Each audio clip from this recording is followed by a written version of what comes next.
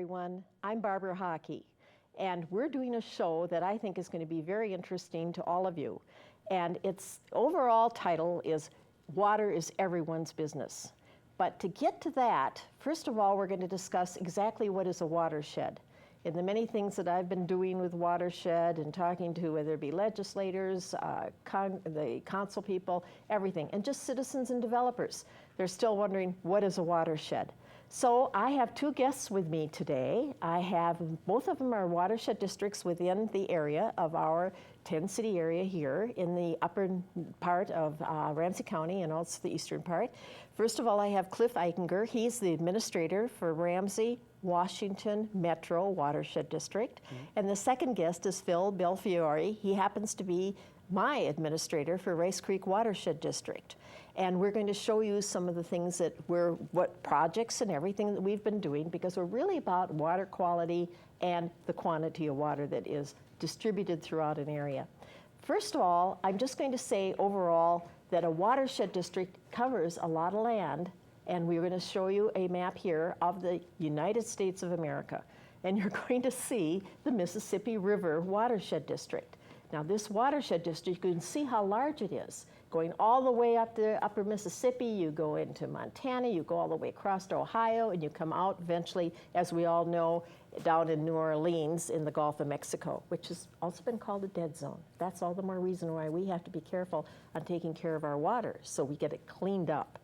Then the next one is the state of Minnesota. Now in the state of Minnesota, there's actually 45 watershed districts. They run, as you can see, throughout the whole state. We've got some areas that are still white over there, but you'll see the northwest corner, and that's the Red River Valley. In that area, the water goes north. It goes into Canada. Now, Canada has told us, we don't want all your water. You better start holding some of that back, because we just don't want you to give it all to. That's going to be a key thing that we're going to be talking about, too. The next one is the metro area, because in the metro area, there are 14 watershed districts. And that's why I have these two gentlemen here with me today. Then after that, we go right into the first watershed district that we're going to be talking about, and that's Rice Creek Watershed District, and that's Phil's district, my district too. Now Phil, on this map, and we had up there, it's like a horseshoe. Where does it start at, actually, the Rice Creek Watershed District? Sure. The Rice Creek Watershed District overall is 186 square miles. It encompasses 28 cities and 4 counties. It starts in White Bear Lake and then flows to the north through Bald Eagle Lake, through the Lino Lake chain of lakes, down through Long Lake, entering Ramsey County, and then ultimately discharges into the Mississippi River by Fridley. Now, in the map that we have up there, it showed it, as I said, horseshoe, and I'm going to call 2 legs, a leg on the right side and left side. Now we have 4 counties in Rice Creek Watershed. So give me where the counties are and how they're distributed. Sure. Ramsey County has 2 legs, if you will. They're both at the bottom of the horseshoe. Ramsey County is, of course, part of White Bear Lake. Also includes the Bald Eagle Lake. That includes both White Bear Township, city of White Bear Lake. And then as the river wraps or the creek wraps back around on the southwest part of our watershed district, we have several of the communities that this station serves, as well as some of the major resources such as Long Lake in the city of New Brighton, before the water discharges ultimately into Anoka County again and then to the Mississippi River. And then Anoka County is above the halfway mark about, and it's more to the east, and that's Anoka County. And then the next county we have over? Washington County. So the northern half, if you will, is divided pretty equally into 2 counties. The northwest corner of Rice Creek Watershed District is Anoka County, and then the northeast section of the watershed is Washington County. All right, and then the next map we have up here is going to be of the Ramsey Washington Metro. Now, I know we've got a lot of little lines in this, and this is going to be Cliff's part, and he's going to tell us about his district. But you can see how that runs. And Cliff, what is up at the very upper left-hand corner, and how far down do you go? The upper left-hand corner is part of the city of Shoreview, and Shoreview and Roseville just added to our district last year as the former Grass Lake Water Management Organization was merged in. And then the rest of the district goes from just south of White Bear Lake itself down to the city of Newport on the south end. And that is long. And from Woodbury on the east side to east side of St. Paul on the west. Now, there's another watershed district too that is in the southern part. Is that still in Washington County also? Of Ramsey County? Southern part of Ramsey Of the County? Washington County, there's a south part still, or Well, are just you at on the end? just on the west of us is Capital Region Watershed District, and just to the east of us is South Washington Watershed South District. Washington. Now, does your watershed district all go into the Mississippi, or is it must go over All of our district goes to the Mississippi. well, it's so close to the St. Croix, but it doesn't. No, actually, we're the Valley Branch Watershed District goes to St. Croix. They're just east of us. And then South Washington Watershed District goes to the Mississippi as well. All right. Now, in your district, with all those little squares, just because people might wonder. That was just a grid for mapping. It's a grid for Yeah, mapping yeah. is what it is. Now, in mapping, that is something both of our districts have been doing, right? Quite a And lot. the mapping is very detailed. A developer can come in and decide exactly what kind of, tell me a little about Even the on our mapping. website, those grids correspond to maps on our website, so they can get very detailed down to the neighborhood level and see streets and wetlands and creeks. And we did some LiDAR too in Rice Creek. Correct, yes. On the www.ricecreek.org, you can see the specific area that you may live. You can see what's called topographic lines, which would tell you the elevation. It would also identify click boxes for you to identify if there's wetlands on your property, where the lakes are near your property, and other things that might be useful on an everyday basis. They can access our website and look at that for their property. Well, when I said, what is a watershed district? How are watershed districts designed and why were they developed? Cliff. The watershed districts are a local unit of government. We're actually a special purpose unit of government. I kind of like to say similar to school districts because we overlap other units of government. So our boundaries, though, are drawn on hydrologic boundaries. So the area that drains to a common outlet is the watershed. Our watershed district actually is made up of 5 smaller watersheds, and they're merged together into one unit of government as our special purpose district. But we're given powers by the legislature to levy taxes, to hire employees, to sell bonds if we need to, buy property. Basically all the powers of a local government except for police power. So we manage the organization to manage water, and it's both surface water and for water quality and also for flood control. And Phil, when we do watershed districts, we always say it has no boundaries. So what does that mean, no boundaries? Well, watershed districts are, the boundary of a watershed district is based on where the raindrop will fall. So if a raindrop will fall on a street or on a person's house, for example, ultimately that same drop of water is going to go through the entire watershed at the local level, and then it's going to become something in a lake or stream, and then ultimately it's going to go to the Mississippi River, and then obviously, as you talked about earlier, it's going to end up in the Gulf of Mexico and in the ocean and continue on. So we always look at different scales when we look at watersheds. We start locally, like Cliff was talking about, but then we start thinking about our goals not just locally, but also statewide, regionally, meaning multi-state, and sometimes nationally and internationally as well. And the other thing about a watershed, and I think you've already said it and I mentioned it, there's no boundary to it in this one respect. It doesn't matter what county it's flowing through or what city or anything, and it's governed in itself by doing that. Now, watershed districts, because we do know laws, we have a couple of them. We've got ditch law and the Water Conservation Act. That's WCA is what a lot of people call it. Let me, first of all, let you speak a little bit, Cliff, to the WCA part of it, because we're going to get into the ditches here with Rice Creek in a minute. Everyone in Minnesota is governed by the Wetland Conservation Act, and the Conservation Act sets up rules by which you can manage, alter sometimes, and manage the ecology of wetlands. So everybody has to administer those rules, and there's what we call local unit of government, the LGU that's in charge of administering the Wetland Conservation Act. In a lot of cases, watershed districts assume that authority. So permits that are submitted to the watershed district are also reviewed for compliance with the Wetland Conservation Act. All right, now the other part of this is the two seem to conflict a lot because we have ditch law and we have Water Conservation Act. I'm doing this because this is something we find out that happens in Rice Creek Watershed District. Give me a little bit about ditch law and what people have rights on that. Sure. Well, in Rice Creek Watershed District, we have 120 linear miles of public drainage system, as you're aware, Barb, that the Rice Creek Watershed District manages. Some of them are in the rural areas and they serve agricultural purposes so that so that farmers who want to drain their property have that legal right to do so. And then sometimes in the urban areas, including Ramsey County and many of the cities that this station serves, their cities are actually drained by public drainage systems that were built in 1906 that allow the water to still discharge and get through their property and through their city today so that their city doesn't flood and to protect water quality. So what's important is that it's a balancing act between protecting the natural resources and providing that drainage so that you can protect flooding interests. So there's always that balancing act, and as you know, as one of the 5 managers of the Rice Creek Watershed District Board, it's a balancing act that involves many different things. Sometimes it involves financial situations on landowners. Sometimes you also look at the environmental costs. You try to balance it the best you can.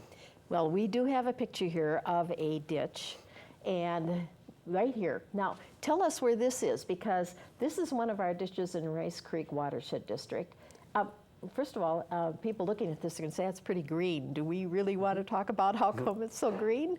Phil, where is this? Sure. This is in the city of Columbus and Forest Lake. It's up where the 35E, 35W corridor come together, right there in the city of Columbus. It's actually about a 60-acre wetland restoration project that the Rice Creek Watershed District completed last year. The ditch was also realigned around the wetland restoration area to allow drainage to the upstream landowners and upstream farmers so that they can continue to crop their fields, but also provided a very large wetland bank so that some of the wetland habitat in that area can be improved. So it was kind of something where we tried to meet in the managers decided to meet in the middle. They tried to improve the environment of the area and also provide public drainage for flood control. Now, Cliff, when we talked about wetland area and something that can be used for, let's call it mitigation, because that's what it is. Can you tell people a little bit about what the word mitigation means when it's relating to water? Well, mitigation is where after you follow a stepwise process with the Wetland Conservation Act and you get to a point where you have to do some alteration to a wetland, you have to actually mitigate that. So you have to actually create a compensating wetland, equal type and size, and sometimes greater than 1 to 1. Sometimes you have to do 2 or 3 to 1. So 3 acres of wetland for every 1 acre altered. And mitigate it means you recreate it somewhere else where there wasn't wetland previously. All right. Very difficult. Now, very difficult, and it's very expensive, is what we know. We also get into something because we are always concerned about water quality and having it clean before it's released into those streams, creeks, rivers, whatever. And we talked about the dead zone down in the Mississippi. So we've got some various we call them best management practices, BMPs. So we've got a couple of them here that we could show that has to deal with this one here is, I'll have you both speak to what this could be, and rain garden or what? Go ahead, Phil. I can start off. This particular picture is actually a brand new rain garden. It's in a residential community. You're overlooking Bald Eagle Lake there in Ramsey County in White Bear Lake Township. And that's a brand new wetland, or excuse me, brand new rain garden. And it has some new plants that were just put in with plugs, so they were taken right out of the nursery and put into some wood chips.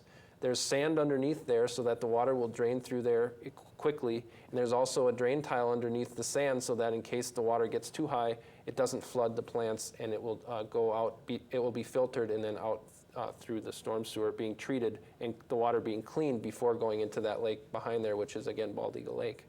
Okay, and Phil, or excuse me, I'm going to ask Cliff this question because I know that you've got a lot of rain gardens that are also done within your district. Correct. Now, does this do something where it might help fill in the groundwater, because we have a lot of Sure. issues about, tell us a little bit about that. Well, there's 2 purposes to capturing water on site, and that is to infiltrate it into the ground, which helps to recharge groundwater, but also it removes that volume from the street, so you don't have as much water actually running down the street into the storm sewer and directly into a lake, wetland, or stream.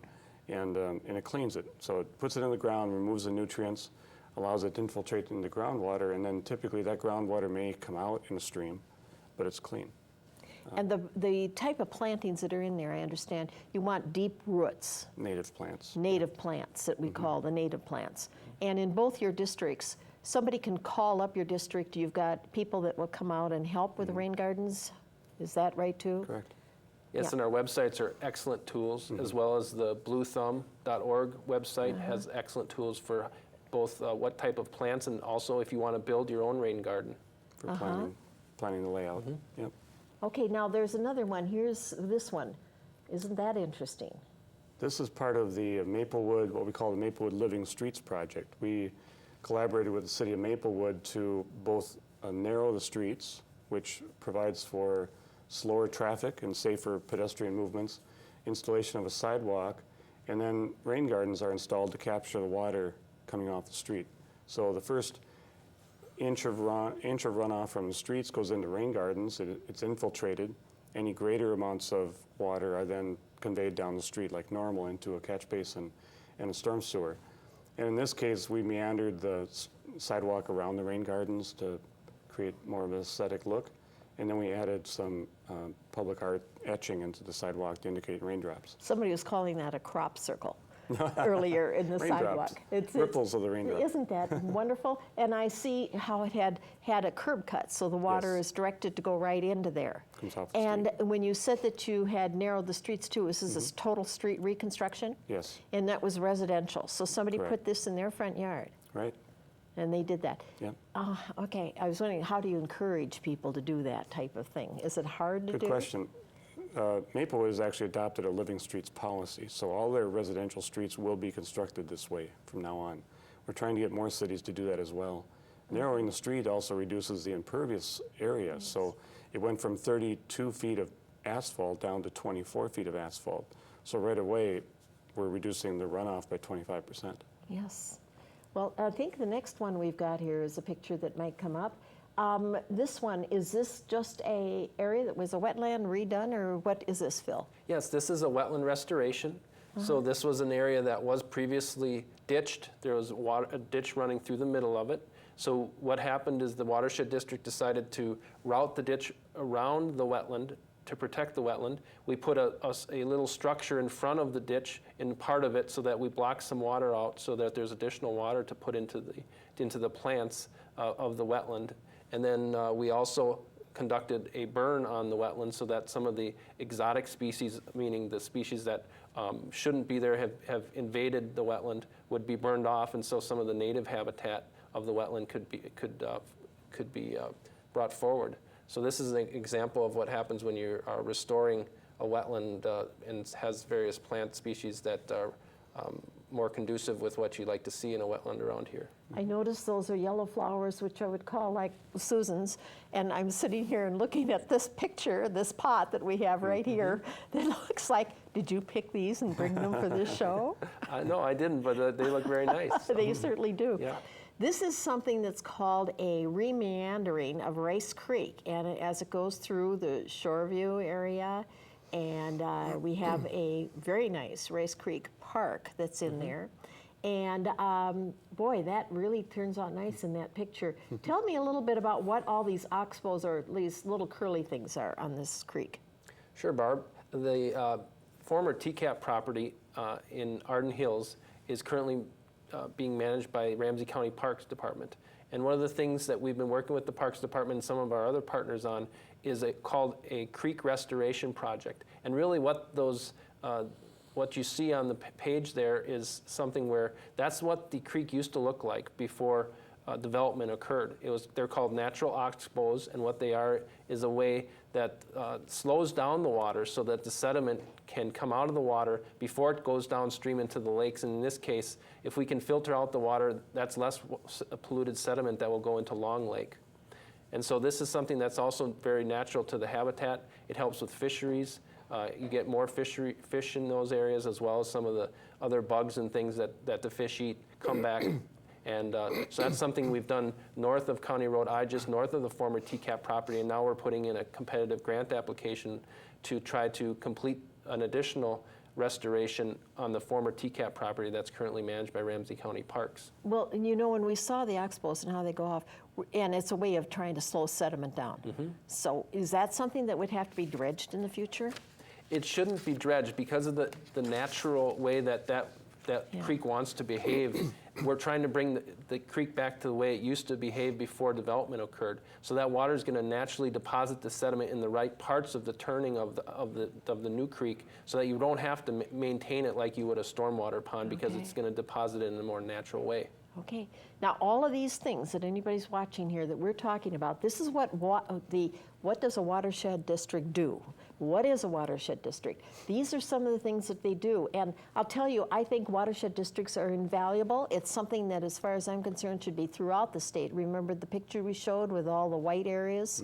And now it should be done. There's a picture here that I think Clifford would want to speak to. This is some way of controlling flood water.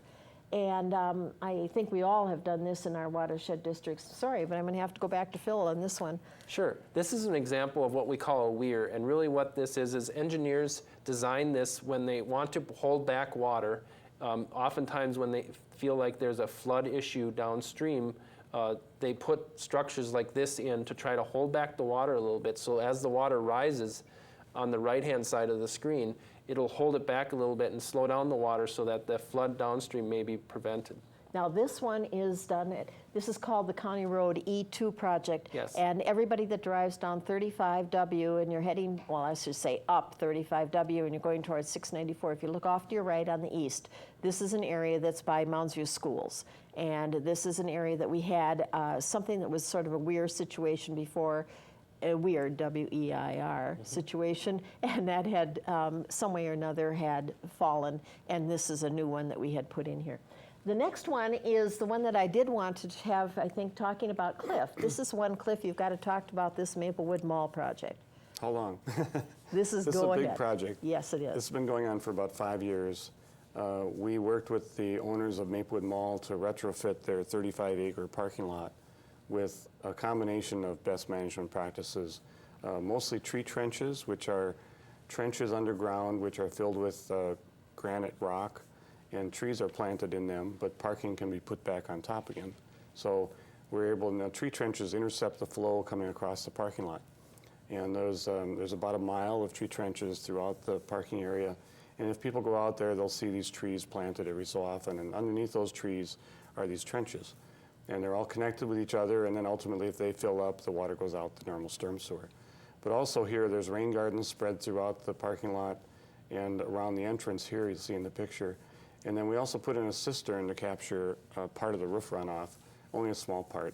And just to demonstrate that this is another BMP that people can install, or corporations, businesses can install to capture stormwater before it runs off into the storm sewer.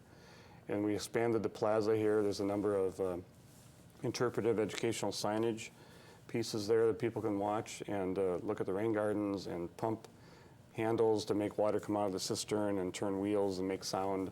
And then we added that large mural that's there as a public art piece for people to see different facets of stormwater.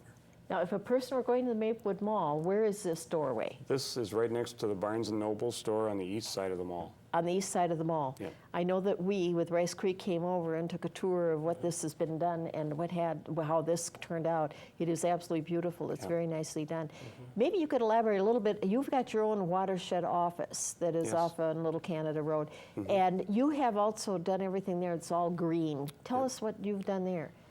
We constructed our office to be like a nature center, and we wanted it to look very natural, but we also wanted to install a number of demonstration best management practices. So we have a porous asphalt parking lot to demonstrate infiltrating water in porous asphalt.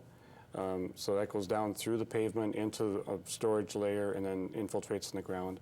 We put a green roof on the garage, and we have 7 rain gardens spread throughout our site. We actually constructed the site to try to demonstrate you can build a commercial property and have no runoff. And we have only had one event in 8 years that has ever resulted in discharge from our site. So it can be done. You know, when you, about being can be done, I happen to know an architect, and when he does things that is being built out, this ends up with using the green, can get quite expensive. Did you find it was like 10% more than a normal, or what, how expensive was that? Actually, when you look at the entire project budget, we landscaped our yard of the site with rain gardens at really no extra cost other than normal allotment you'd have for landscaping. What was a little bit more expensive was the parking lot and the green roof. But when you look at the fact that our site didn't have to provide any additional ponding, which means we didn't have to set aside any other land, and we didn't have to put in the infrastructure to carry the stormwater back and forth, the balance cost is about the same. as a It normal was. commercial site. Because normally, if you would have had to, when you build, like with Phil, and I'm on the board there, is that whenever there's building, you always have to have something where you do a holding pond off the side, because the whole rule is that none of the water that you have on your property can go off onto somebody else's. So this, you're saying, is why you can end up saving money, because you can use the land and it's pervious. Yep. Very, very good. Okay, is there anything you'd like to be able to just say in a minute, both of you, that would be a little bit more that I haven't covered on Watershed? And I know that I can't believe how fast time can go on something like this. Phil, is there anything that you can say that you'd like to Just say? that most watersheds, including Rice Creek Watershed District, have excellent websites for education purposes. If you want to learn about any of the things that we've talked about here tonight, or anything else that the Watershed District does related to wetland management, stormwater management, water quality protection, or flood protection, check out our websites.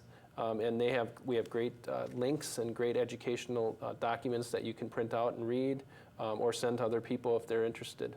And even if we don't have that across as a crawl, because I hadn't thought about including that, anybody can just Google Rice Creek Watershed District Yes. and you come to the website. Cliff, what about you? Anything that The you only other thing I'd like to add is that we talked about water quality and flood control, but there's a number of other things that districts do, both of our districts. We have a strong education program. We do a lot of water quality monitoring to determine if our lakes, rivers, and streams are getting worse or better, well, hopefully better. And we issue permits for construction, and we have our own cost share program for best management practices if people want to put rain gardens on their site or business site. Yes. Well, I want to thank both of you so much for coming out today. It was very informative. Love it. And everybody, play this tape over and over again and make sure that you all make always in your mind, what do we do best that we can do to conserve and help our waterways? Thank you so much. Thank you.